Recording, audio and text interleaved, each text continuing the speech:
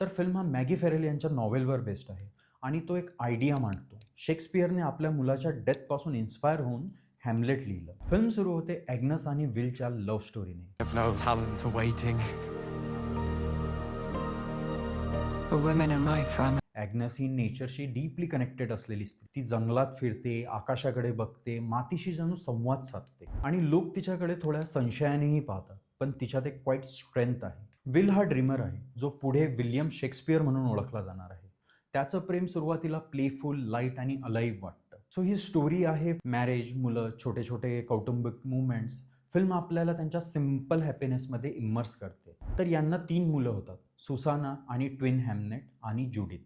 आणि मग अचानक एक इलनेस येतं आणि 11 वर्षाचा हॅमनेट या जगातून निघून जातो. त्या मोमेंटपासून फिल्मचा टोन कम्प्लिटली चेंज होतो. घरातली सायलेन्स जड होते, रिलेशनशिपमध्ये डिस्टन्स येतं, ग्रीफ प्रत्येक भिंतीवर उमटल्यासारखं वाटतं.